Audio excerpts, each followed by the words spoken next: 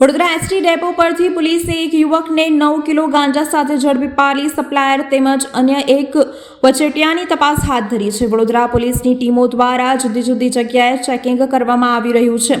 તે દરમિયાન Vadodara ST depot પર એક યુવક પાસેનો થેલો પોલીસે ચેક કરતા અંદરથી વનસ્પતિજન્ય ગાંજો મળી આવ્યો હતો. પોલીસે ક્રાઇમ સિનિયર ઓફિસર તેમજ ફોરેન્સિક્સની ટીમોને બોલાવી લીધી હતી. પોલીસે પકડાયેલા ગાંજાનું વજન 9 કિલોથી વધુ અને કિંમત ₹92,000 જેટલી થાય છે. પોલીસે રોકડા ₹500 તેમજ એક મોબાઈલ પણ કબજે કર્યો છે. પૂછપરછ દરમિયાન કેરિયરનું નામ લાલજી રામચંદ્ર માંજી હાલ રહે કતરગામ સુરત મૂળ રહે બિહાર હોવાનું ખુલ્યું હતું. ગાંજાનો જથ્થો અમદાવાદના સોનુ સિંઘ યુનિસિંઘને મોકલ્યો હતો તેમજ એક બાઇક ચાલકની પણ મદદ કરવામાં આવી હતી. તેની વિગતો બહાર આવતા પોલીસે બંનેને વોન્ટેડ જાહેર કરવામાં આવ્યા છે.